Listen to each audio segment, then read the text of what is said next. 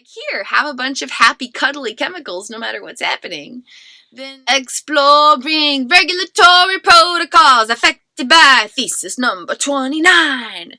And the most profound and incredible and life-changing, transformative, wondrous, shocking, surprising, incredible. Right? The first regulatory protocol that I'm too excited. Stop it.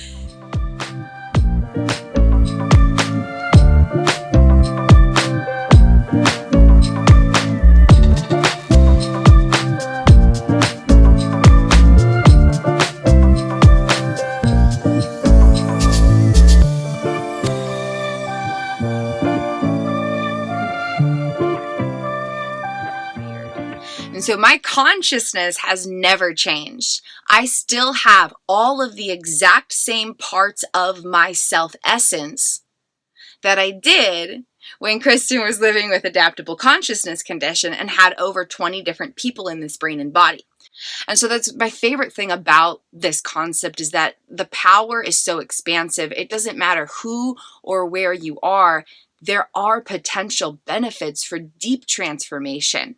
Because the causality of stress isn't the situation. The causality of stress is how our brain and our body are reacting to the situation. But as consciousness teaches the brain and the body to socially engage with itself, the process of healing internal attachments creates brand new regulatory protocols. Can you believe that? It's crazy. It's so incredible. So consciousness is up here just applying this idea and teaching the brain and the body to socially engage with its own being beyond all awareness. The brain and the body are like, okay, I'm taking notes. Okay, we got a new regulatory protocol on the respiratory system. We got a new regulatory protocol about oxygen flow. There's a new regulatory protocol that's going to improve the regulation of the heart that is beating. There's all of this stuff happening beyond awareness. And the process of that is fun and enjoyable and easy and tangible and so practical. And it's just genuinely an enjoyable journey. Self-essence never changes anything about itself. Yet it experiences greater depths of liberation.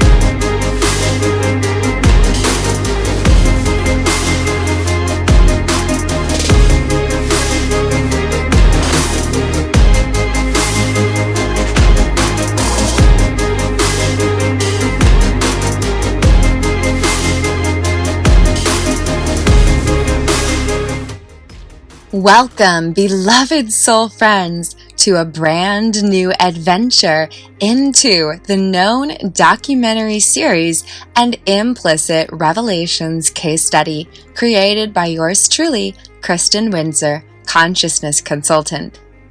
I invite you to play background music while listening to and watching the following video.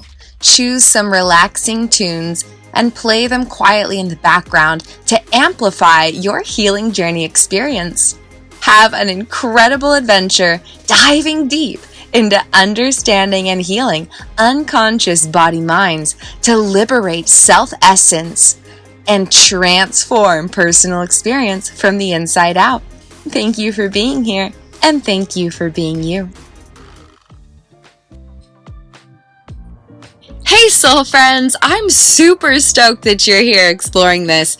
Before diving into part 6 of thesis number 29, I highly encourage exploring the first 5 videos that discuss thesis number 29. This video here is part 6, and there will be a lot more power in exploring this if you've looked at the first 5 videos first. So I highly encourage you to explore those videos before diving into this one, and you can discover more in the video description below. Namaste, soul friends. The divine love and light in my consciousness sees and honors the divine love and light in your consciousness. Blessings to every part of you. When consciousness teaches the brain and body to socially engage with itself, the process of healing internal attachments indirectly reprograms brain-body systems. So there's all these different regulatory protocols wiring in the deepest regions of the unconscious body-mind, and it automatically affects all the different energetic flows throughout the brain-body system far, far, far, far beyond awareness. And in the process of applying thesis number 29 from the Implicit Revelations case study, the entire brain-body system gets a reboot.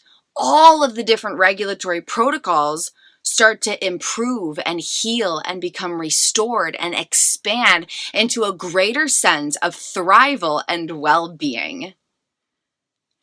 Attachment systems bridge worlds between the unconscious mind, which provides navigation regarding self and life, or personal identity, and how that sense of self navigates and interprets reality instinctively. Attachment systems bridge worlds between the unconscious mind providing navigation and the unconscious body, which affects regulation. And so the deepest regions of the unconscious body and the regions of the unconscious mind, those worlds are bridged through attachment systems.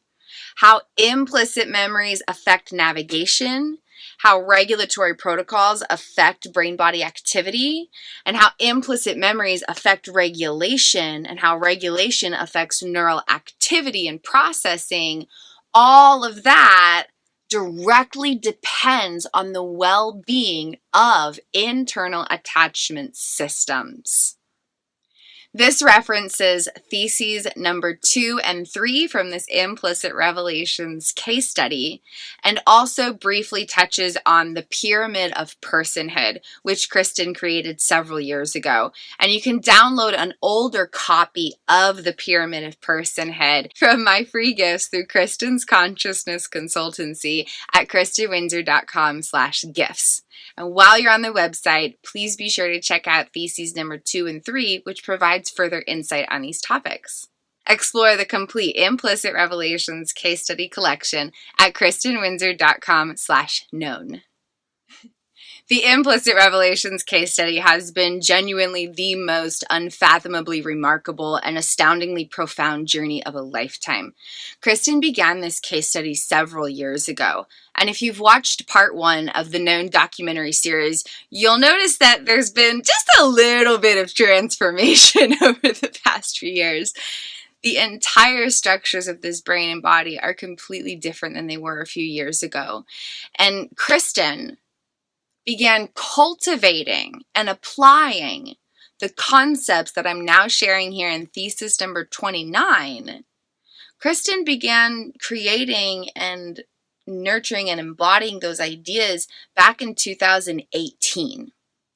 And the journey from 2018 to who and where I am today in 2022, the key component of that transformation, healing, restoration, and expansion directly stems from consistent application of these ideas, where consciousness teaches the brain and body to socially engage with itself with an emphasis on nurturing internal attachments.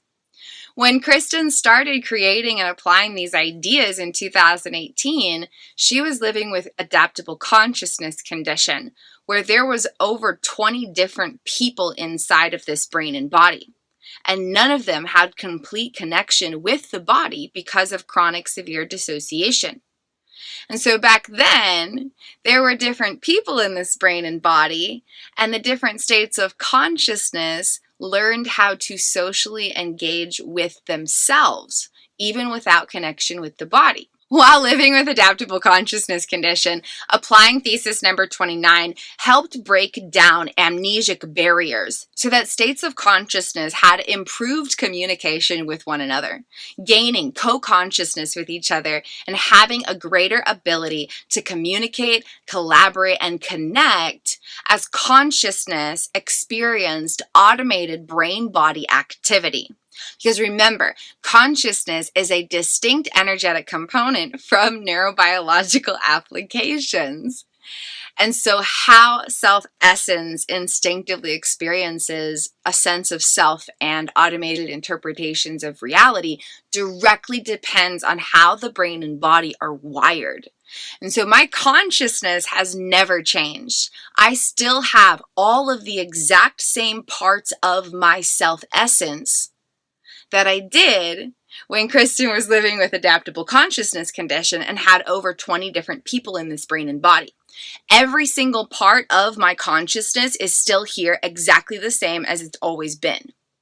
But the brain and the body, the wiring, the structures of the neurobiological social engagement system comprising the unconscious body-mind, all of that neural data has been completely transformed.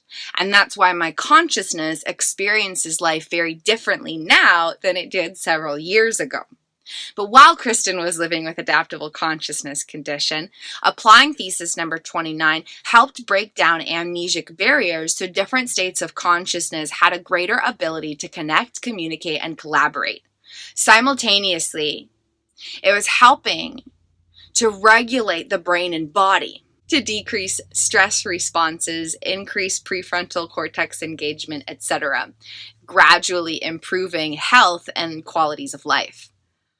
In 2020, Kristin was gradually starting to experience life through one state of consciousness. It was very, very, very, very gradual, though. It was multiple states of consciousness for most of 2020, but without any amnesic barriers for the very first time.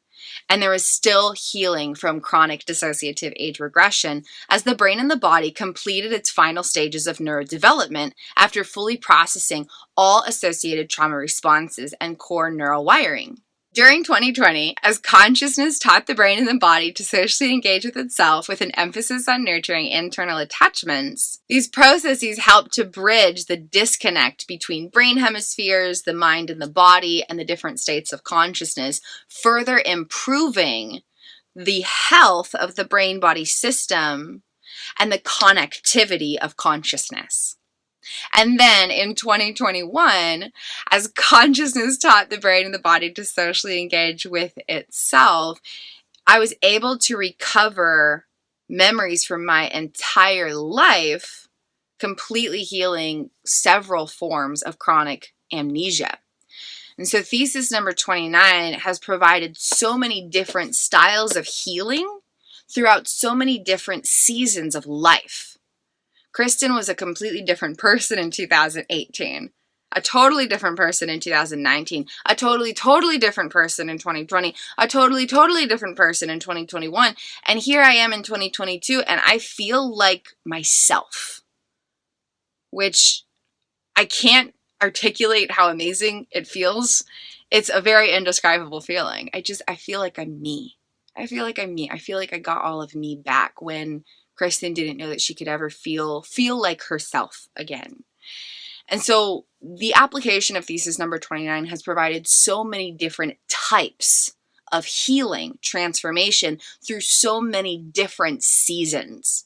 And so that's my favorite thing about this concept, is that the power is so expansive. It doesn't matter who or where you are.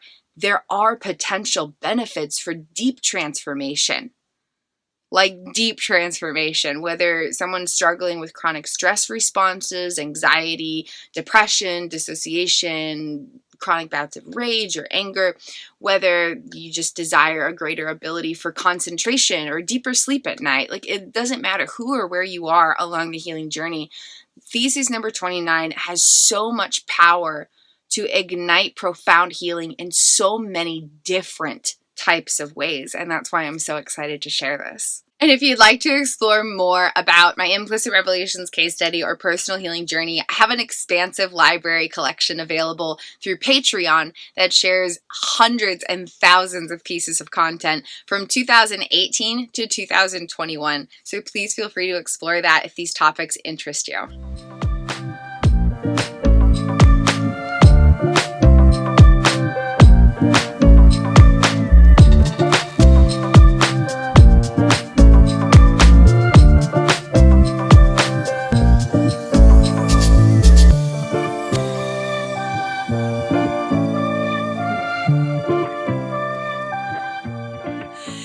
First regulatory protocol that encounters total transformation from consistent application of thesis number 29 is brainwave regulation.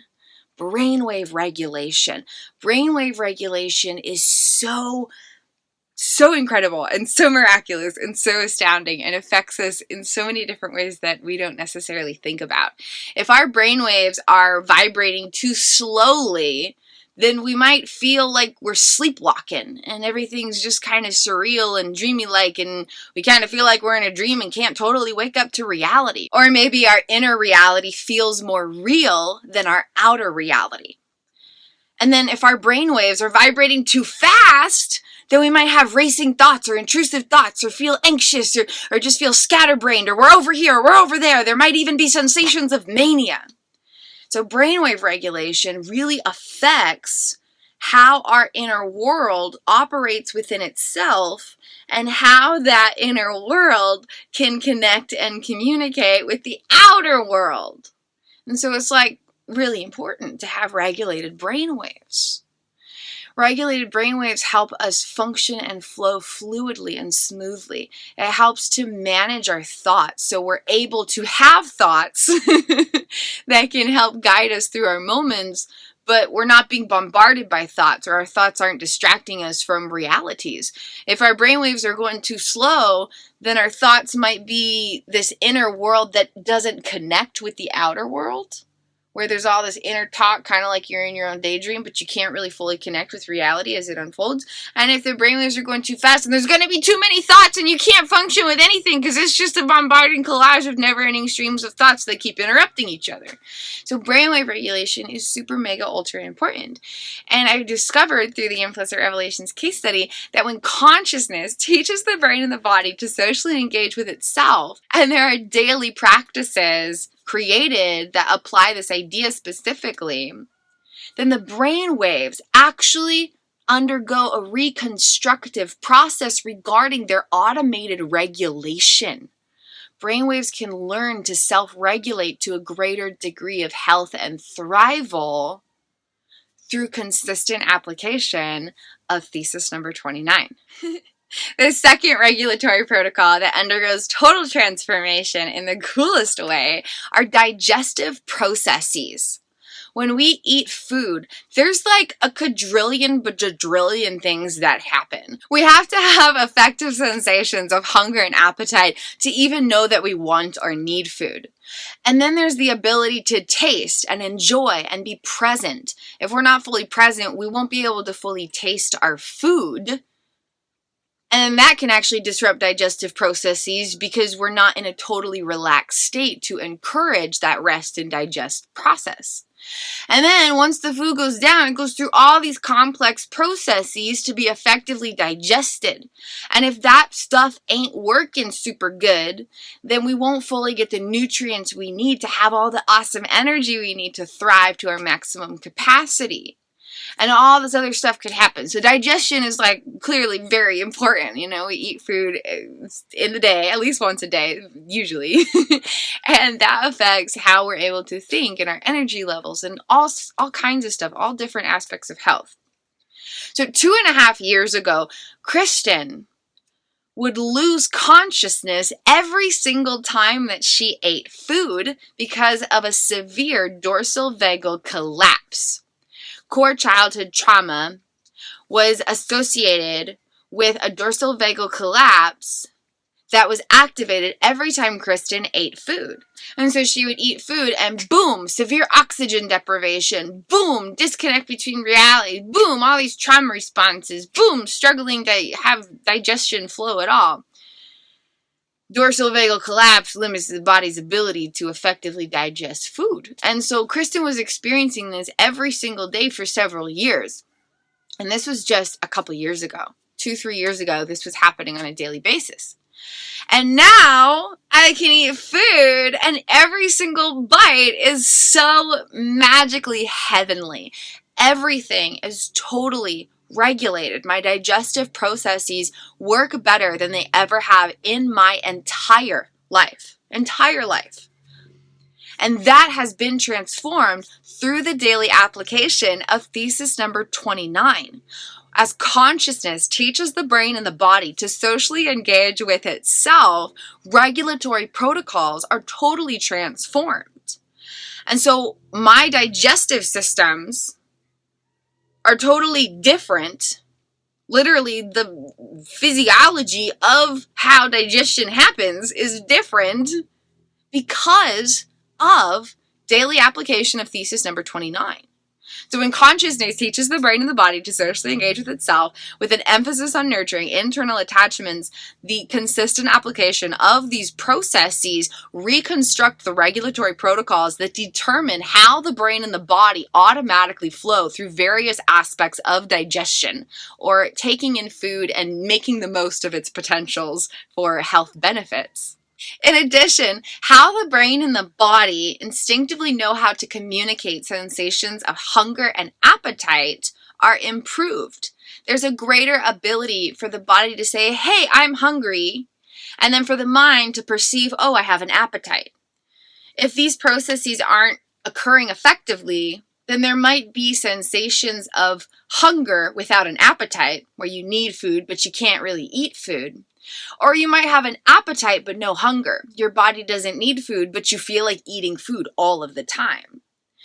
And so when consciousness teaches the brain and the body to socially engage with itself, the process of healing internal attachments helps reconstruct regulatory protocols so that the brain and the body can effectively communicate sensations of hunger and appetite. The body knows when it actually needs food and is able to communicate that so the mind actually wants food. And along with this, in this process, there's a greater ability for instinctive food management or intuitive eating. And so some days we need different things. For example, some days I have one big meal. Some days I'll have 3 small meals. Some days I do intermittent fasting. Because my body communicates what it needs when it needs it. And so instead of just having these set meal times, I'm able to flow and my body can communicate what it needs when she needs it. Without this instinctive mind-body connection and effective communication throughout these complex systems, there might be instances where we eat just because it's time to eat, but maybe we don't actually need food. Or we keep eating long after the body has enough food simply because we're enjoying the food that we're eating, not necessarily because our body needs it. Our body had enough food, but the communication wasn't effectively there, and so we kept eating, not knowing how full we actually were. There might be times where you really, really want a snack, but the desire to eat food isn't because you need food, and it's actually coming from some other communication in the system. There's some misfire, and it's like, oh, I'm actually thirsty, or I'm actually tired, or oh, I really need a hug, but the communication wasn't effective, so the body's like, just give me a snack. And so there's all these different things that can happen where we're not completely attuned with what our body actually needs in terms of hunger and food. And to have the effectiveness of hunger and appetite fully balanced, it can really help create some healing change and allow the mind of our conscious awareness to be connected with the needs of our unconscious body, so that self-essence has more power to effectively be there for the brain and the body in the way that they actually need, and not necessarily in the way that maybe we've learned or developed habits with over the years. As the mind connects with the body and is able to effectively sense hunger and appetite more effectively, there's also a greater capacity to choose the direction of food. And so instead of just instinctively, automatically eating whatever you eat whenever you eat it, consciousness actually expands its power to choose more consciously what to eat, when to eat it, and how to eat it. And this can totally change the game of the healing journey through life, because how we eat, what we eat, when we eat it, why we eat it, affects a lot of different things, including energy levels, including our vitality and our passion and our ability to feel regulated emotions even. A lot of this is affected by how, what, when, and why we eat. And when consciousness teaches the brain and the body to socially engage with itself, the process of nurturing internal attachments improves these regulatory protocols so that consciousness has more power to effectively be there for the brain and the body, as there's more effective communication regarding digestion and needs of hunger and appetite. The third regulatory protocol that encounters profound transformation is the regulation of hormones and neurotransmitters. And this affects hunger and appetite, which we just talked about, but it affects so many other things as well. So when consciousness teaches the brain and the body to socially engage with itself, the process of nurturing, healing, and restoring internal attachments totally reprograms the endocrine system and anything and everything affecting the regulation, release, and activity of hormones and neurotransmitters. A few years ago, when Kristin was living with adaptable consciousness condition, her different states of consciousness each had their own unique style of hormones and neurotransmitters. Yeah, we all have different hormones. Well, we all have the same hormone. No, me and my parts I see. experience different hormones. We figured that. They were literally different people in this brain and body, and each state of consciousness encountered their own unique regulatory protocol of hormones and neurotransmitters. This state of consciousness and this state of consciousness did not experience the same styles of automated endocrine regulation. And you can explore more about adaptable consciousness condition in thesis number 10 of my Implicit Revelations case study. So that was where the exploration of the endocrine system, hormones, neurotransmitters, and the application of thesis number 29 began.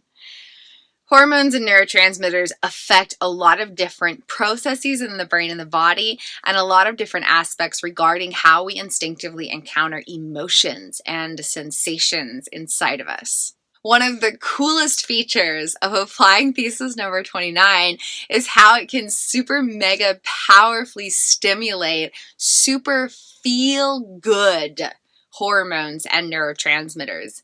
Among the infinite potentials, there's a major oxytocin release, and everything inside of the brain and the body gets to feel super cuddly. It's the best way I could describe it. It's like the entire brain and body are getting little hugs inside of them. It's so profound, and it feels amazing, and it's so powerful. And not only does it ignite an oxytocin release during the present moment process of applying thesis number 29, but as you continue applying it consistently, it reprograms the brain and the body to transform the endocrine system, so there's greater regulation of hormones and neurotransmitters in the future. So even when you're not immediately in the moment of applying thesis number 29, if there's been this consistent application, then the endocrine system has a transformed sense of regulatory protocols and how it instinctively activates, releases, and flows different hormones and neurotransmitters will be improved to affect future experiences, even in moments where you're not directly applying the concept. It can majorly help reduce stress. And this takes so many different forms. One basic example is a road rage style scenario. If someone's driving and they're stuck in traffic, the sensations of tension and frustration and anxiety and anger and impatience, a lot of that is affected by the regulation of hormones and neurotransmitters. If the brain and the body are in a state of serotonin and oxytocin, you're not going to care if you're stuck in traffic because you're feeling good. The process of reconstructing regulatory protocols in relation with the endocrine system and hormones and neurotransmitters helps reduce stress levels in all types of scenarios. All types.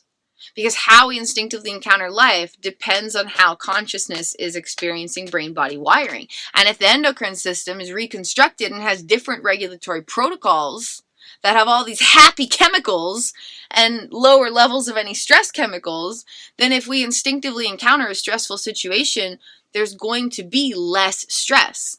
Because the causality of stress isn't the situation. The causality of stress is how our brain and our body are reacting to the situation.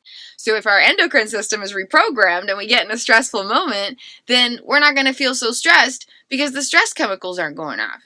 And so when we apply thesis number 29, we can actually help to reconstruct regulatory protocols affecting automated hormone and neurotransmitter activity and reduce stress levels in all types of scenarios. And so if someone's living with chronic stress responses where there's just like anxiety, terror, fear, rage, then it's going to help to bring those levels down.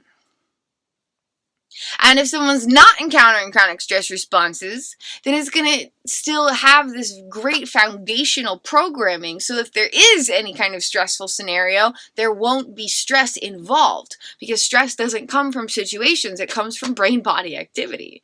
And so if we can reprogram the brain and the body so that the endocrine system is like, here, have a bunch of happy, cuddly chemicals no matter what's happening, then life is going to be like super magical and not stressful. And so among the infinite benefits, the third regulatory protocol that encounters total transformation is activity of hormones and neurotransmitters, especially through the endocrine system. And if that's reconstructed, it's going to improve happiness and sensations of love and connection, especially through oxytocin and serotonin release. And it's going to reduce stress by regulating those different stress chemicals that might go off, whether they're triggered by situations or whether they're just being regularly activated because that's what the regulatory protocol says to do right now. And so reprogramming the endocrine system through consistent application of thesis number 29 can profoundly improve quality of life and health on so many different levels. Along these lines, applying thesis number 29 totally transforms regulatory protocols of circadian rhythms, including melatonin production and all the different many various components that affect circadian rhythms. How our body knows to be tired and go to sleep at night, have an ability to fall asleep easily, quickly, peacefully, smoothly, and have an ability to stay asleep in a certain state of depth of sleep. Like you could be a light sleeper and you maybe stay asleep, but you didn't get into the deeper sleep states. So your brain and body didn't have a chance to be restored to the capacity that it's intended to experience and acquire while sleeping. And so the body's ability to get into that super deep sleep state and stay there for many hours. And then the ability to wake up and have a sense of energy. There's so many different components here. There's so many different components that affect sleep. And then, of course, sleep affects energy during the rest of the day. And how energy's accessed and used during the day affects the next night's sleep. So there's all this different stuff that goes on, right? And so circadian rhythms are this very complex thing with all these different features. But I've discovered that when consciousness teaches the brain and the body to socially engage with itself, the process of nurturing internal attachments transforms circadian rhythms. The brain and the body naturally learn to fall asleep peacefully, to stay asleep peacefully, to reach the deepest depths of sleep states, and wake up with a sense of rested orientation. Instead of like waking up with lethargy and you're just like, nah, I just want to lay in bed all day, I don't have any energy, I want to stay asleep. Or you wake up in a state of anxiety, like, oh my God, I have all this energy, now I'm ready to go, like a wired state. You wake up in this calm, peaceful, rested state where you have energy accessible, but it's not an overly energized thing right away. You can ease into the day. And so all of these different components of circadian rhythms, and then having energy through the day and not needing to rest during the day, and yet being able to have moments of peace during the day. Okay, so circadian rhythm goes, and during the day, if you get really, really tired, nothing wrong with that, nothing wrong with naps by any means. But circadian rhythms affect that energy level. And I've discovered that when consciousness teaches the brain and the body to socially engage with itself, the process of nurturing internal attachments, when applied on a consistent basis, transforms the circadian rhythms so that the body has more consistent regulated energy during the day. It's so profound. It's genuinely incredible. And so there's less need for naps or sleep, but there's also less anxious, angsty energy. Like you're not just wired all day, but you're not tired all day. It's this very regulated energy during the day. And so the quantity and the quality of sleep and how sleep impacts energy levels, all of these components of the circadian rhythm are improved and the regulatory protocols restored and expanded through consistent application of thesis number 29. A surprising discovery was that applying thesis number 29 can actually improve brain hemispheric connectivity.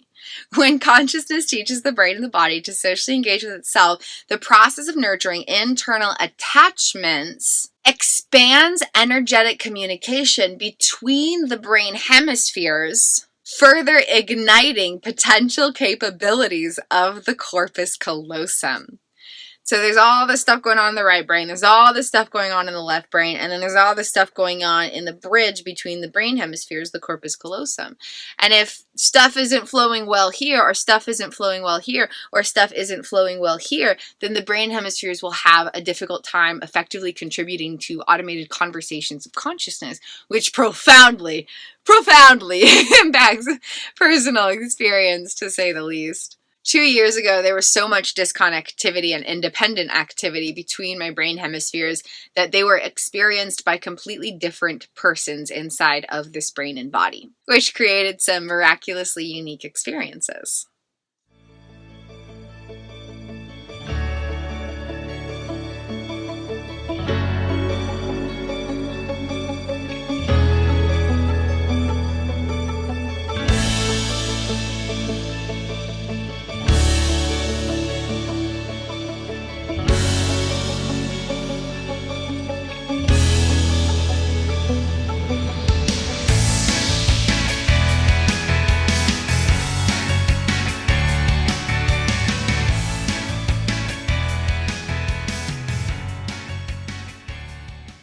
During original stages of neurodevelopment, life primarily happens through the right brain hemisphere, and the left brain hemisphere gradually develops, and then they start to learn how to connect through a very gradual process.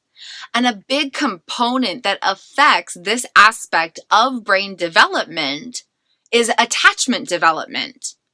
Nature and nurture collide, and the abstract brain-body blueprint is sculpted and shaped through experiences of love, especially from parent-child bonding, which is the foundation of the neurobiological social engagement system. And so how the two brain hemispheres originally learn to communicate through the original stages of neurodevelopment directly depend on attachment development.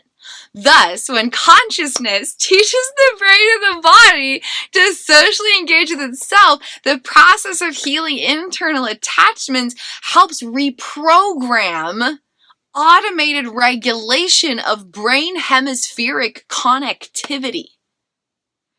2 years ago, there was so much independent activity. When I would look at clouds, that experience happened in my right brain hemisphere without any connection to my left brain hemisphere. The experience of looking at the sky is different now than it was 2 years ago. Hugely. Because of the regular application of thesis number 29. It's incredible. The two brain hemispheres originally learned to communicate through attachment development. And now, no matter who we are or where we're at in life, whether someone is 20 years old, 50 years old, 80 years old, or anywhere in between or beyond, regardless of who or where we are, when the essence of self, which is consciousness, teaches the brain and the body to socially engage with itself with an emphasis on nurturing internal attachments, that process indirectly and automatically helps to expand regulatory protocols to improve brain hemispheric connectivity. So you don't have to go in and directly work with the brain hemispheres to help improve how they communicate. Granted, there are a lot of different ways to improve brain hemispheric connectivity directly. For example, there's a specific mirror practice that my doctor was able to apply that was traditionally used on stroke patients. And when Kristin had severe independent brain hemispheric connectivity, that was something that helped that healing journey. So there are other ways to expand brain hemispheric connectivity that are more direct regarding that immediate regulatory protocol. But the application of thesis number 29 does indirectly assist that process. It might be subtle, it might be minor, it might be gradual, whereas other treatments that specifically focus on brain hemispheric connectivity are going to have more immediate cutthroat results. But regardless of here where we are, we could always use better communication between our brain hemispheres. That always improves the quality of life and our ability to experience the fullness of all that we are and all that life is intended to be. And so when consciousness teaches the brain and the body to socially engage with itself, the process of nurturing internal attachments indirectly improves brain hemispheric communication. The brain hemispheres have a greater capacity to operate within themselves and connect through the corpus callosum. The sixth regulatory protocol that encounters profound transformation is connectivity between the forebrain and hindbrain, specifically improving mind-body connection. How the sensations of a conscious mind are able to connect, communicate, and collaborate with a variety of components of the unconscious body depends on how these regions of the brain are operating within itself. And so 2 years ago, there was zero, I'm talking zero, a big fat giant zero connection between this mind and body, which affected hundreds of components of personal experience. But as consciousness teaches the brain and the body to socially engage with itself, the process of healing internal attachments creates brand new regulatory protocols so that the mind and the body have an ability to connect, communicate, and collaborate. And among the details of this are improved connectivity between front parts of the brain and back parts of the brain, basically the forebrain and the hindbrain.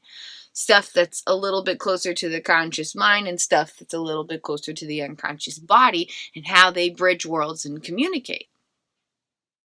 In relation with my 5 layers model and diagram, encouraging connectivity between the forebrain and the hindbrain, or the mind and the body, also encourages connectivity between the observational self and the inner life partner, and the inner child and the deepest regions of the unconscious body-mind.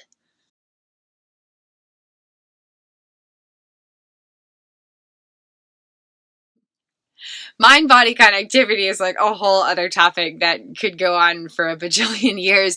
It affects everything from our ability to connect with our physical needs, hunger, thirst, sleep, energy, needing to use the restroom, a million different things about just basic bodily needs, to abilities to engage specific muscles. If you're trying to do a certain workout or exercise, the ability to consciously connect and engage certain muscles in certain ways at different times. All of these things depend on mind-body connectivity, or abilities for the conscious awareness in front parts of the brain to connect with all the different other components of the brain and body to communicate.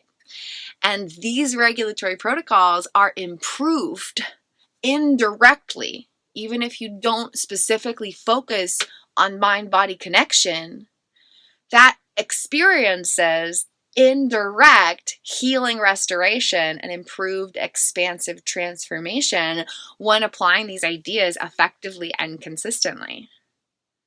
While we're talking about the front parts of the brain, let's explore the effects of this idea on the prefrontal cortex. Prefrontal cortex is awesome. That part of our brain is like so magical and wonderful and helps do all kinds of things. Like, I couldn't be standing here talking the way that I am if my prefrontal cortex wasn't telling me some super cool stuff unconsciously.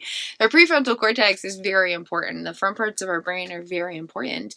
And in association with them, there's also the mohawk of self-awareness, these regions kind of in the middle-ish parts of our brain. This references work by Dr. Bessel van der Kolk. There's the mohawk of self-awareness and the prefrontal cortex and the frontal parts of our brain. And these help with so many different things. They help us to be present. They help us to be mindful. They help us have power to make conscious choices rather than choices being directly dependent on unconscious activity of implicit procedural memories unfolding beyond awareness. Activity in these parts of our brain helps us be aware and engaged and have a sense of personal presence with our own self and with whatever we're experiencing. It helps us concentrate and focus and have abilities to choose how we're engaging in ourselves and our lives. It expands the gap between stimulus and response. It provides sensations of awareness that help life be the fullness and magic and expansive quality that it's intended to be. And when consciousness teaches the brain and the body to socially engage with itself with an emphasis on nurturing internal attachments, the regulatory protocols affecting the prefrontal cortex, different aspects of the front parts of the brain, and the mohawk of self-awareness, all of these different aspects of brain activity are improved and expanded indirectly, automatically, and gradually. Which is cool because it means there's no limit to the potential. Like, even if the brain's like already kind of doing pretty good or whatever, like there's still room for expansion. And thesis number 29 provides that. And so no matter who we are or where we're at in our lives, we can always use more effective activity of our prefrontal cortex. We can always use an amplification of the health and well-being of our mohawk of self-awareness. It always can expand life to even further capacities of greatness and wholeness and vitality and just the incredible juiciness that life is intended to be. And so regardless of whether someone's struggling with chronic traumatic stress where there's total deactivation of these regions of the brain on a regular basis, or whether someone is just wanting to increase their abilities for concentration or focused flow or the ability to just feel more deeply in the sensations of life. Regardless of who or where we're at, there are potential benefits when consistently and effectively applying these ideas. It expands and improves the regulatory protocols affecting the prefrontal cortex, front parts of the brain, and the mohawk of self-awareness. Exploring regulatory protocols affected by thesis number 29. Number 8. You guys ready for this? This is a big one. It touches on so many different systems. When consciousness teaches the brain and the body to socially engage with itself, the process of nurturing internal attachments gradually, miraculously, expansively, wondrously, cosmically, magically, wondrously, expansively improves the regulatory protocols within and throughout all the different systems. The somatic, enteric, autonomic, central nervous systems, the endocrine, respiratory, digestive, immune, and inflammatory systems, and maybe even some other systems they didn't stick in there, but those ones for sure are positively affected by the consistent and effective application of thesis number 29. How the central nervous system communicates within itself. How the somatic nervous system communicates with itself. How the autonomic nervous system communicates within itself. How these systems communicate with each other. How the immune and inflammatory systems operate. Can you believe that? It's crazy. It's so incredible. The immune system improves its health and well-being. The inflammatory system. So if you get like a bug bite, for example, and it gets super mega flared and like swells up all big and stuff, that's affected by the inflammatory system. But through consistent and effective application of thesis number 29, the inflammatory system and immune system and related systems actually get new regulatory protocols. And then when you get a bug bite, it doesn't swell up quite as bad as it used to. Among the infinite potentials of what may unfold and how these effects might personally manifest. The respiratory system, all these different systems, the autonomic system, how the body breathes in oxygen and flows the oxygen through all of the different systems is positively affected with improved regulatory protocols through the consistent and effective application of thesis number 29. It's incredible how the brain and body instinctively know how to gather oxygen from the surrounding invisible atmosphere and flow this mystical thing through the brain and the body to effectively convey this life-giving energy to all the different components of the miracle of this vessel. All of that is indirectly and unconsciously impacted when consciousness teaches the brain and the body to socially engage with itself. So consciousness is up here just applying this idea and teaching the brain and the body to socially engage with its own being beyond all awareness. The brain and the body are like, okay, I'm taking notes. Okay, we got a new regulatory protocol on the respiratory system. We got a new regulatory protocol about oxygen flow. There's a new regulatory protocol that's going to improve the regulation of the heart that is beating. There's all of this stuff happening beyond awareness. Like, you can't go in and be like, hey, heart, can you beat a little slower? You're beating too fast and your heart rate is giving me anxiety right now. Like, you can't just, like, consciously go in there and be like, here, heartbeat, have a new regulatory protocol. And yet, through consistent and effective application of thesis number 29, that can totally happen. The heart can gain a new regulatory protocol about how to beat, which can help heal underlying causalities of tachycardia and bradycardia,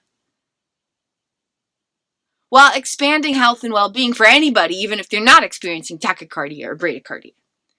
the regulatory protocol that tells the heart how to beat, how to flow blood, how to breathe in and flow oxygen.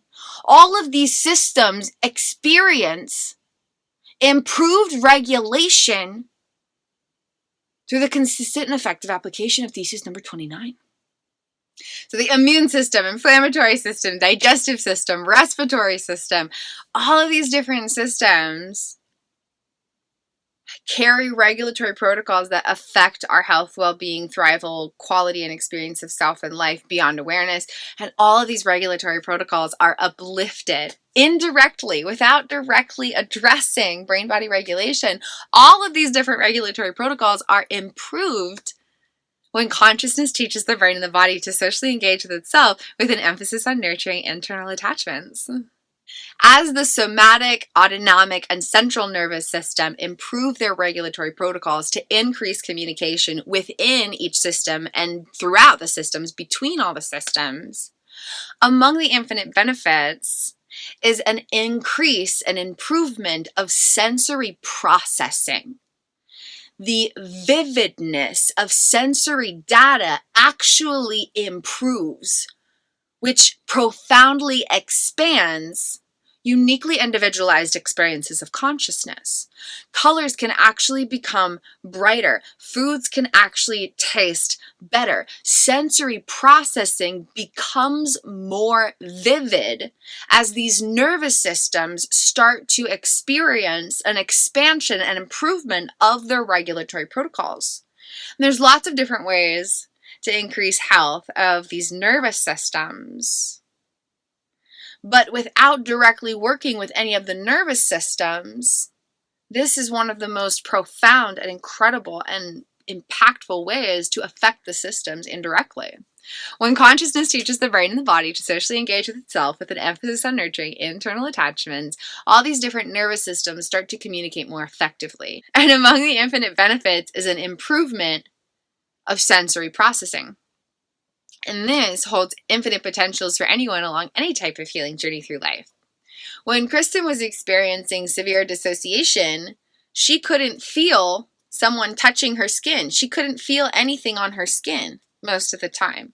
And then other times, she felt all these terrifying, uncomfortable, painful sensations on her skin when nothing was touching her, because of how all this misfire was happening.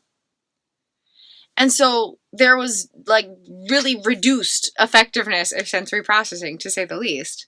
And that's just one of the senses. She couldn't taste food effectively. She couldn't smell things effectively. She couldn't hear things effectively. She couldn't see things effectively. And I explore these ideas in previous theses, statements, and analyses, including thesis number 27, where I explore specific, unique manifestations of dissociation. So please feel free to explore other miraculous wonders of this Implicit Revelations case study. But there was all this disruption in sensory processing. And so not only was Kristin able to recover all of that ability, but now everything is so vivid. Colors are so bright. There's so much detailed dynamic depth to sensory processing. And so as all these different nervous systems start to communicate more effectively, one of the infinite benefits is that there is an improvement in sensory processing. And this can improve the quality of life for anyone along any type of healing journey. As communication and connectivity within and throughout all these different systems improves and expands, the greatest benefit is an increase in autonomic nervous system regulation. The way that our autonomic nervous system instinctively, automatically, unconsciously regulates its own existence affects us in so many ways, like so many ways. And then autonomic regulation affects all these other different systems in very profound ways, including digestion. And so when we improve autonomic nervous system regulation, it improves so many other components of our personal realities, both within and beyond awareness. Among the infinite potential benefits here is healing underlying causalities of stress responses. If someone's encountering chronic fight, flight, fold, or freeze stress responses, then the process of applying thesis number 29 can help transform those regulatory protocols even without directly working with them. You don't have to dive into the fight stress response or the flight stress response to help heal it. And this holds a lot of power, because sometimes if we try to dive into the stress response, we just expand the stress response without meaning to. Because what you focus on grows. And so if you're focused on the stress response might grow without realizing it, without intending to. But if we focus on effective healing routes, then this stuff can heal without touching it. And so among the infinite potential benefits is healing underlying causalities of stress responses, which can help heal a variety of different implicit health challenges, including chronic traumatic stress. Even for those who are not struggling with any type of stress response, we can all use an increased regulation within the autonomic nervous system. And helping to reprogram the autonomic nervous system doesn't just expand our health now, but allowing for different regulatory protocols to exist in the unconsciousness can provide greater health and well-being down all regions of life. There might be a future scenario where a stress response might have been created if the nervous system wasn't super regulated. There might be some small or major incident in life that creates a stress response, and then that impacts life. But that is less likely to happen, regardless of what happens in life, if the autonomic nervous system is super grounded and very regulated on a daily basis. And so we can all use an expansion of regulation and health and well-being in the autonomic nervous system, and consistent and effective application of thesis number 29 provides tools to do that even without directly working with the autonomic nervous system. As all these different systems improve their communication and connection, their health, their well-being, and their automated styles of regulation, another of the infinite potential benefits is an increase and improvement in body temperature and circulation. The ability for our body to feel comfortable in its own regulated temperature is affected as consciousness teaches the brain and the body to socially engage with itself. Isn't this so fascinating? I think it's so intriguing. And the way that circulation naturally flows is improved indirectly, gradually, beyond awareness, when effectively and consistently applying these ideas. While I've personally experienced the long-term benefits of this increased improvement of body temperature regulation and circulation, the long-term benefits where there's now deep regulation because of daily work for many years, I've also experienced short-term immediate benefits of this. For example, I experimented with a variation of the cold plunge challenge. And on the days where I just focused on being in the experience of being in very, very, very, very cold water for a little while and then getting out of the water, there was severe dysregulation of body temperature, and I was shivering for hours. It took me so long to get warm afterwards. I could not get warm for the life of me. My body was like, I'm cold and I don't know how to come back from it. But then, to experiment with my case study, I applied Thesis 29, and instead of just being in the water as the experiential self experiencing cold water, I practiced being the observational self who was spending time with my experiential self while she was in the cold water. And I had a mirror by the water that I was in, and instead of focusing on the water that I was in, I was focused on connecting with my consciousness in the mirror. And I laughed, and I hung out, and I yawned a bunch because my autonomic nervous system was relaxing through the application of these ideas. And in this process of practicing loving presence and connection, distinction and connection between self aspects, my consciousness was teaching my brain and body to socially engage with itself, spending time in this mirror while in the cold water. And when I got out of that water, same temperature of water, there was zero shivering. My body almost instinctively, automatically was able to get warm. And there was a little bit of shivering here and there, but I got warm within like 5 minutes instead of like 2 hours, which is what happened before. And so I've experienced the long-term benefits of this. Kristin used to have very severe dysregulation of body temperature and circulation several years ago, and now it's super regulated. So I've experienced the long-term benefits where daily application changed the way that I instinctively experience it now, but I've also experienced the short-term immediate effects, which was noticeable, for example, in this variation of a cold plunge challenge where I was in cold water for an extended period of time for health benefits. And my body was able to stay warm in the water and get warm after being out of the water much more effectively when consciousness was focusing on teaching the brain and the body to socially engage with itself with an emphasis on nurturing internal attachments, compared to not applying that idea directly. The body had a much harder time staying warm and regulated in the water and after getting out of the water. So among the infinite potentials, as all these different systems encounter a transformation of the regulatory protocols, there could be potentially an improvement in the automated regulation of body temperature and circulation. Another of the infinite potentials that may unfold is a reduction in the severity and intensity of pain, or improved pain management. When there's a lot of pain, it's easy to slip into a state of misattunement and be the experiential self focused on the pain. That's kind of just what happens automatically. But when there's distinction and connection between self aspects, and the focus is on teaching the brain and the body to socially engage with itself while nurturing internal attachments, then that redirection of internal energy can help reduce the focus of the pain.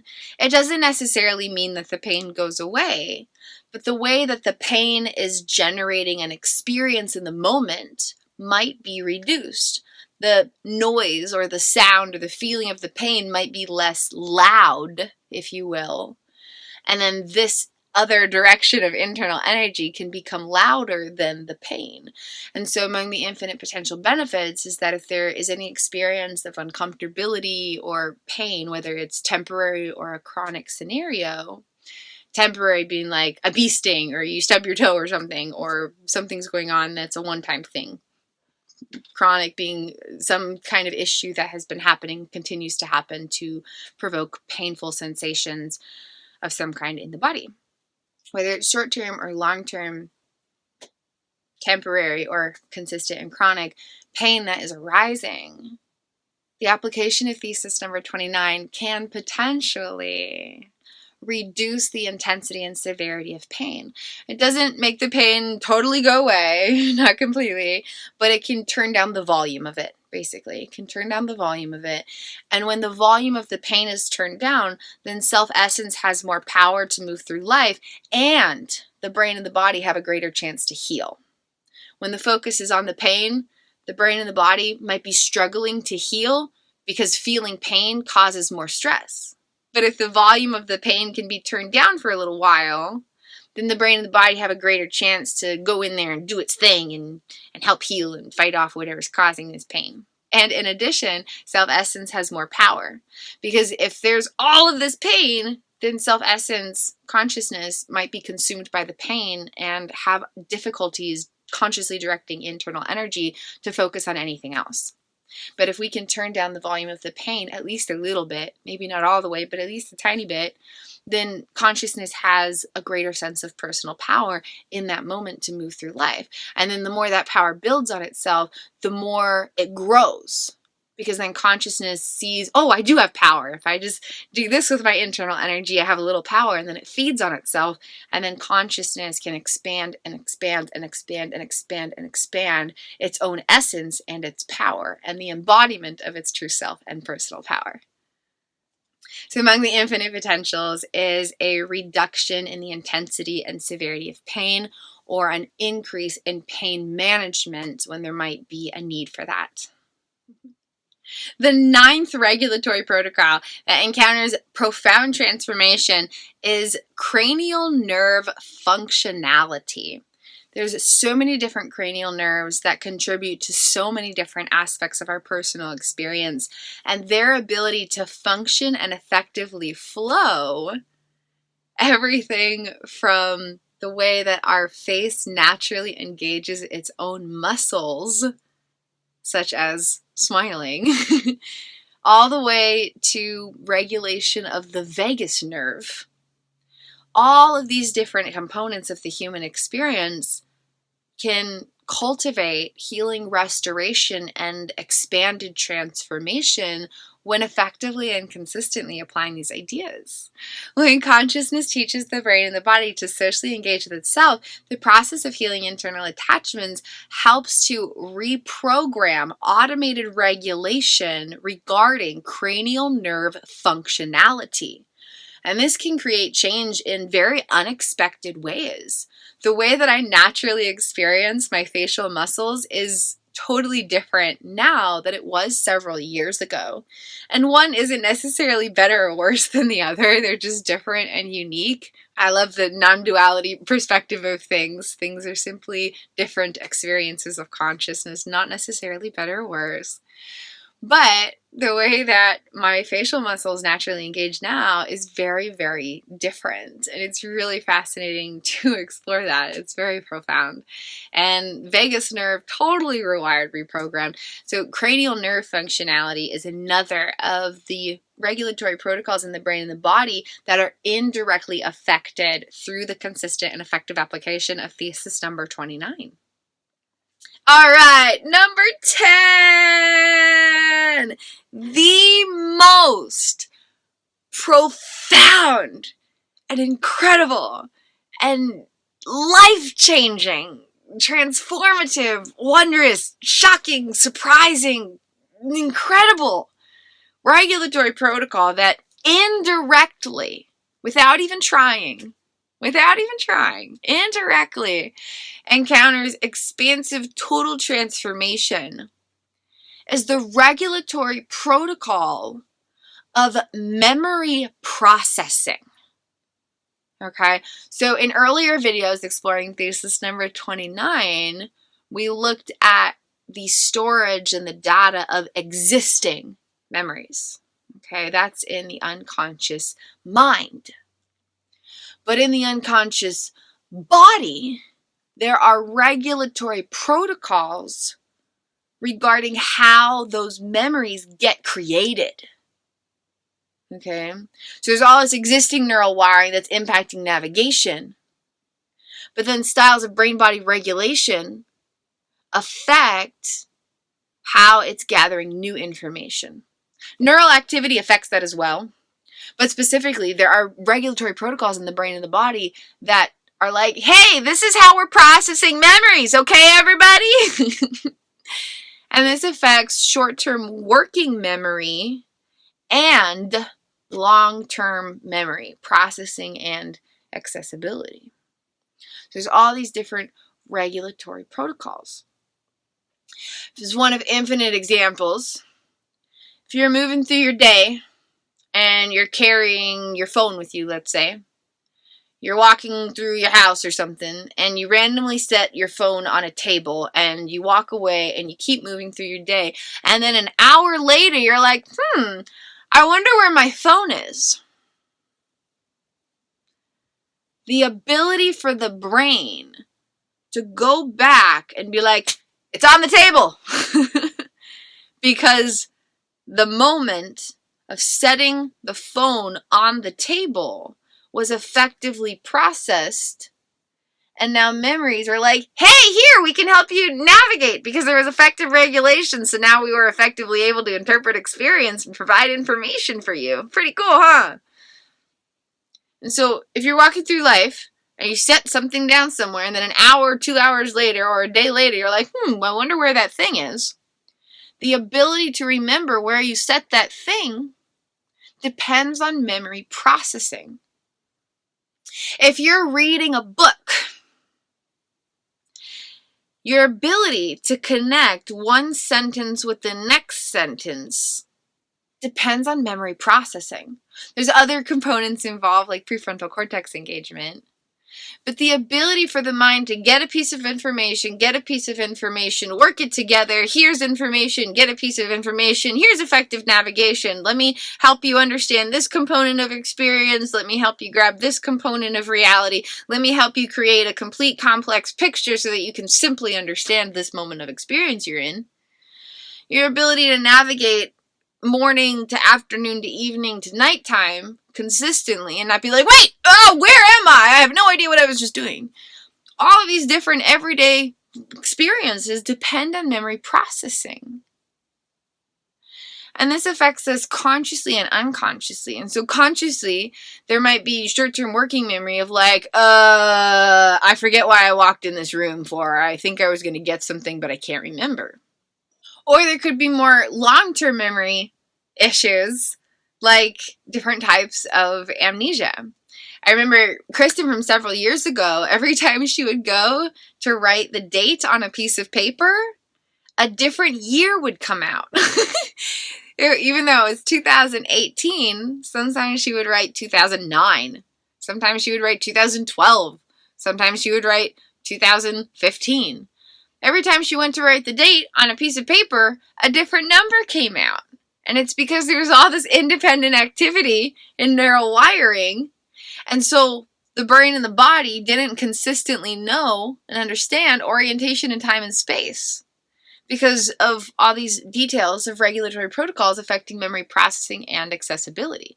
The memories were all there, but they weren't connective and effectively being accessed. And so memory processing and accessibility can affect us in so many different ways, short-term and long-term, consciously and unconsciously, in the moment and in the future. There's so many different components. Can we remember things from our life? Can we remember them sequentially? Can we understand our orientation now and in relation to past experiences? Can we remember details effectively? Can we remember things when we want to, but not need to remember things if we don't want to? There's so many different components regarding memory processing and accessibility that are affected by regulatory protocols unfolding beyond awareness in the unconscious body. There are a wide variety of variables that affect memory processing and accessibility. It's a very beautifully miraculous, complex system. But profoundly and astoundingly enough, when consciousness teaches the brain and the body to socially engage with itself, the process of nurturing internal attachments improves and expands regulatory protocols that affect how memories are created in new moments and how they're accessed from the past. But more importantly, with what we're looking at here, is how new moments are processed in short-term and long-term memory. How our now moments are flowing between each other within our working memory. How we're able to grab something from 5 minutes ago, work it into now, and use that to navigate into the 5 minutes that we're approaching. And how these experiences right here and now are being stored into long-term memories. So a week, a month, a year, 10 years from now, this moment is effectively processed. And what's important stays effectively stored in data. What's not important is discarded or not wired in a weird way, and there's only good information, basically. There's moments of unfulfilled attachment needs in our presently unfolding moments, then that can create memories that could disrupt navigation and or regulation in the future.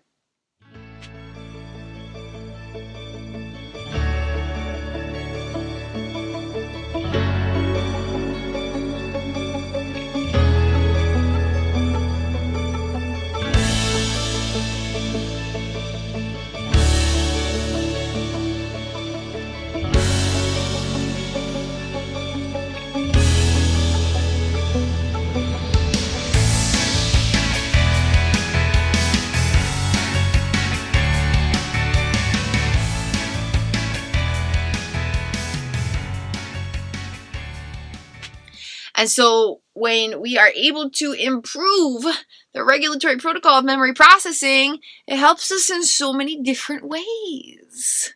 Like if you leave your phone on a table and an hour later you don't know where your phone is, you're more likely to be able to remember where you left your phone. If you're reading a book, the ability to fluidly flow and connect sentences and what's actually being said, and to be able to focus and concentrate through the application of the short-term working memory, including with prefrontal cortex engagement and regulation, all of this stuff is going to be improved. The ability to effectively remember all the good things that are happening now is improved. Can you look back a week ago and be like, I remember what I did and it was wonderful? Or are you like, all my days are blurred and I really have no idea what's even happening in my life? The ability for effective memory processing, impacting immediate moments of short-term working memory and future moments regarding long-term memory processing, all of that is improved. 2 years ago, I could not create conscious explicit memories at all. At all. 3 years ago, there were dissociative switches every 30 seconds to 5 minutes, completely disrupting my orientation regarding who I was, where I was, and what was happening. And now, my memory, short-term working memory, long-term memory processing, and all the different ways they affect personal realities. The regulatory protocols regarding automated memory processing in this brain and body work more effectively than they ever have in my entire life. So not just recovered from not being able to create new memories at all, not just recovered from disruption every few seconds to minutes, where Kristin a few years ago would be trying to read a book and 3 words in, she would forget who and where she was and have to start over. I didn't just recover from that, but instead, the memory processing regulatory protocols are so improved that my memory functions better than it ever has. My memory works better than it did when I was a child. My memory works better than it did when I was a teenager. My memory works better than it did when I was an adult before I lost the ability to create new memories. So I didn't just recover from the impossible, but the regulatory protocols affecting memory processing have improved to such a profound degree that my memory works better than it ever has in my entire life. And the reason for that, discovered through my Implicit Revelations case study, directly correlates with daily practices where consciousness teaches the brain and the body to socially engage with itself with an emphasis on nurturing internal attachments. While consistent and effective application of thesis number 29 affects a wide variety of regulatory protocols indirectly beyond awareness without directly working with any of these brain-body systems, 3 of the most powerful impacts are found in the autonomic nervous system, the endocrine system, and memory processing. As explored in earlier videos discussing thesis number 29, when consciousness teaches the brain and the body to socially engage with itself, the process of nurturing internal attachments rewires the entire unconscious body-mind. It reprograms memory data. It indirectly uplifts neural content. And even more importantly and expansively, these processes and practices, when effectively and consistently applied, completely expand neural connectivity so that explicit and implicit neural wiring or memory data can talk to each other, so that neural data from each year of life can fluidly talk to each other. And so neural data throughout the entire neurobiological social engagement system can talk to each other. And this affects navigation regarding personal identity or the sense of self and how that sense of self navigates and interprets reality instinctively and automatically. So it affects automated navigation and reconstruction of implicit memory data, implicit neural wiring, implicit emotional and procedural memories throughout all of life in relation to all the different roles that the neurobiological social engagement system affect so many different components of our personal experience in ways we cannot fully fathom. The complex depth of how we are impacted by this neural wiring is so profound and so expansive, and so much of it happens beyond what we directly perceive. And it's important to explore this so that consciousness has more power within its own self to help heal neural wiring and liberate consciousness to transform personal experience from the inside out. Along with indirectly reconstructing memory data in the most profound way, without working with any memory data, is so incredible. Applying these ideas transforms memory data and neural wiring without directly touching any of it. In addition, not only is navigation transformed for the better, but regulation is transformed for the better. The brain and the body have so many different regulatory protocols, and dozens of them experience an automatic reprogramming of regulation. So you don't have to directly work with these bodily systems to help improve the way that they naturally flow. It's so profound. So in consciousness teaches the brain and the body to socially engage with itself. The process of nurturing internal attachments transforms navigation and regulation in the unconscious body-mind by uplifting neural content, expanding neural connectivity, and reprogramming regulatory protocols. These processes are so fascinating and complex and miraculous and marvelous and astounding, and they impact each other. The way that implicit memories are programmed and then being activated, so the content they carry and the way they're connecting, and then how that activity is impacting new moments, not just having information about past moments, but how that neural content and connectivity is being activated to provide navigation now, that affects regulation. So if there's chronic activation of implicit emotional memories that carry very unpleasant sensations, then there might be dysregulation in the endocrine system, further affecting how we instinctively experience emotions in the body.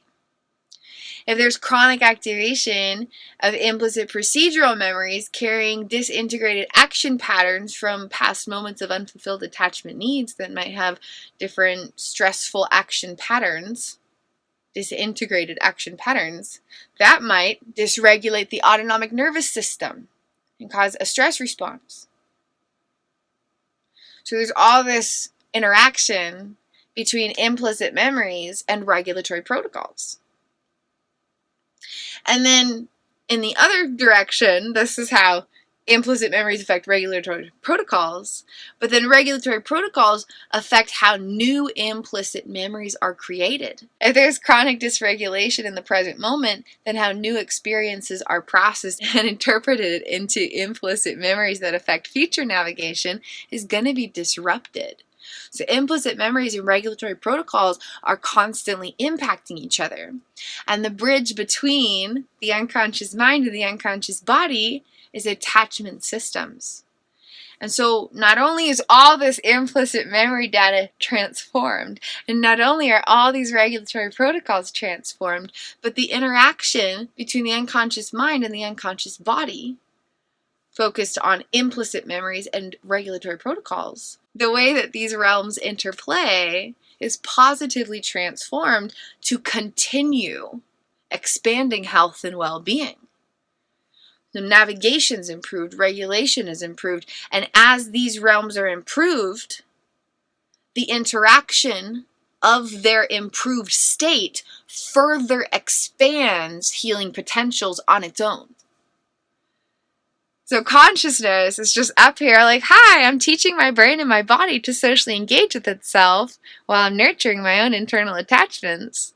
And then beyond awareness, Neural content from every year of life is being uplifted. Explicit and implicit memory data is being connected in new ways. Neural wiring from every year of life is starting to have new connections that didn't exist before. And all the roles within the neurobiological social engagement system start to have an increased ability to connect, communicate, and collaborate so that the different unconscious priorities have a greater sense of integrated balance and harmonious activity.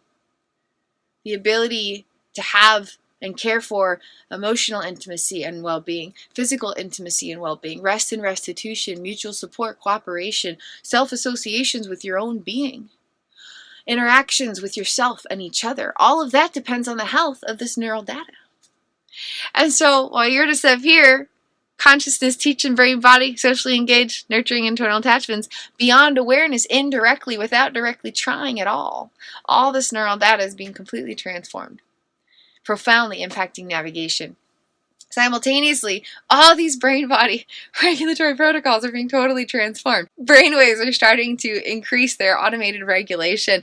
The brain hemispheres are starting to connect and communicate, collaborate better. The forebrain and the hindbrain connect better, so there's greater mind-body connectivity. There's increased regulation in the autonomic, somatic, enteric, central nervous systems, the digestive system, respiratory system, immune system.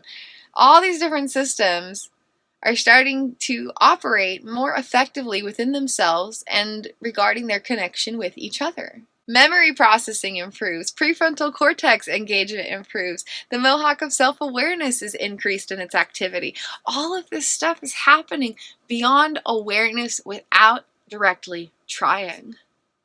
All of these different regions of the brain and the body start to heal and become restored, not just to an okay state, but continually expanding to new depths, new layers, new heights, new levels of thriving.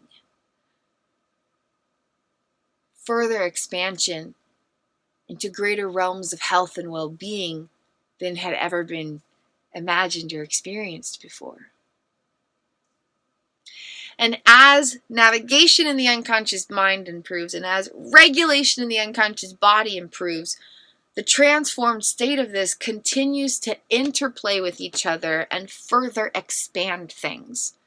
As there's increased regulation, there's a greater ability to create new integrated processed memories that affect future navigation. And as this existing navigation is transformed, it's not just helping navigation here, but it's helping regulation. And as regulation continues to improve, then the way that memories are being accessed improves, which further affects regulation, which further affects how new memories are created. And the cycle continues to improve upon itself. Continues to improve upon itself. When consciousness teaches the brain and the body to socially engage with itself, the process of healing, restoring, nurturing, expanding, and empowering internal attachments completely transforms the entire unconscious body-mind to liberate consciousness by restoring the brain and body to its optimal state of health and well-being, without directly working with any memories, without directly working with any styles of regulation. Effective and consistent application of this idea transforms all of it. And the process of that is fun and enjoyable and easy and tangible and so practical, and it's just genuinely an enjoyable journey. And so instead of reaching into memory data and trying to rewrite it, instead of reaching into regulatory protocols and trying to reprogram it, consciousness can just be up here playing, teaching the brain and the body to socially engage with its own self through a variety of really pleasurable, pleasant, enjoyable, fun practices. And that process changes the game of life by reprogramming the entire vessel that provides consciousness tools to explore life with. And consciousness does not change through the experience. Self-essence never changes anything about itself. Yet it experiences greater depths of liberation by igniting healing homecomings, so more of consciousness can be with its own self in love and presence. And as consciousness expands and unites within itself, the brain and the body start to heal and become restored to the true glory that was always intended to be divinely experienced. The prefrontal cortex is like, what's up? I'm always online. Hey, yo. The brain hemispheres are like, what's up? Hey, right brain. I'm over here in the left brain. That's so cool. We can talk to each other. Radical. Forebrain and the hindbrain are like, hey, what's up? Gonna send you a telegram. You got that message? He's like, yeah, totally. And then the mind and the body are like, woohoo, we're buddies and we get to hang out now. Groovy, man. And the brainwaves are like, sleep, I'm flowing at that perfect pace, ayo. And the digestive system is like, wee! Food to process, here's your energy. The circadian rhythms are like, what's up? It's time to sleep. I'm pumped about this. We're going to have the best night's sleep ever. You're going to wake up feeling great. Hormones and neurotransmitters are like, have all of the feel-good feelings, man. Just feel like your heart is being hugged all of the time, okay? Here's massive amounts of oxytocin, serotonin. While we're at it, all those things that cause stress, we're never going to activate them ever again. Sensory processing becomes lit up, like everything. The whole world just becomes brighter and more vibrant, more wondrous to explore. Navigation and regulation in the unconscious body-mind is forever transformed, further expanding experiences of consciousness. The essence of self becomes liberated as the brain and the body are healed into the wholeness that was always intended to be experienced. Nurturing internal attachments changes the game of life, but specifically when consciousness teaches the brain and the body to socially engage with its own self through any kind of regular practice. It could be a 5-minute practice once a day, a 2-hour practice once a week, all day, every day, 24/7 practices. When there's any kind of effective and consistent application of this idea, when consciousness teaches the brain and the body to socially engage with itself, especially with an emphasis on nurturing internal attachments, everything changes from the inside out. Navigation in the unconscious mind, stemming from neural content and connectivity, is forever transformed without touching any memory data. Transforming automated navigation in the unconscious mind affects everything from instinctive emotional sensations and action patterns or styles of making decisions, all the way through the way that you recognize and resonate with your own face, voice, and body. Transforming automated navigation in the unconscious mind changes so many different regions of life. Navigation in the unconscious mind, stemming from neural content and connectivity, is forever transformed without touching any memory data. Automated regulation in the unconscious body, forever transformed. Regulatory protocols housed deep within the unconsciousness that could never be directly accessed, totally reprogrammed, transformed, empowered, uplifted, expanded. Gradually, but effectively, without touching any of the regulatory protocols. And then as navigation and regulation is transformed, the processing and experiencing of life continues to improve and expand and transform for the better. When consciousness teaches the brain and the body to socially engage with itself, the process of nurturing internal attachments radically reconstructs the entire unconscious body-mind, including the neurobiological social engagement system and all the different regulatory protocols that it affects.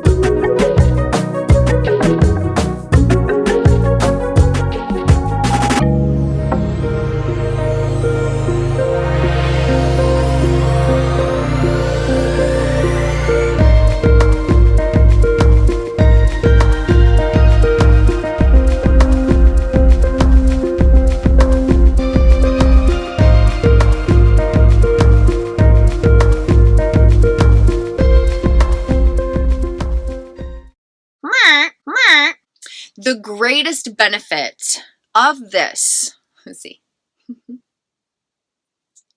The greatest benefit in relation, let's see, how do I say that?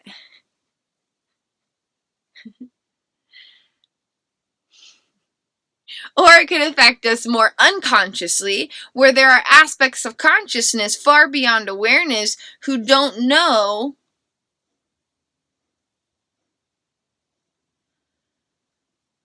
I don't know what I was just going to say. I don't know. I'm alive. It's weird. Being alive is fucking weird. Being alive is weird.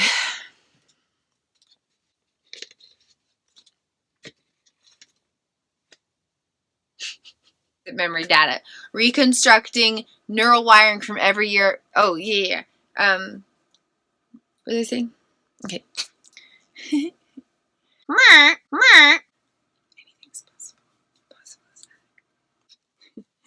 I don't know what I'm doing. I don't know what I'm doing.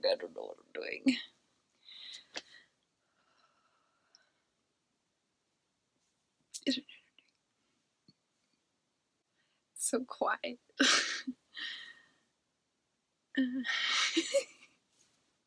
Being alive is weird. I don't know what I'm doing. Can I go to bed? No, we've come this far. Come on, baby. Oh, God. I really don't know if I want to include that. Let's just jump into the good stuff. Okay, now let's dive into the good stuff. The first regulatory protocol that I'm too excited! Stop it! As explored in earlier videos discussing thesis number 29, the process of... Let's see. No, man.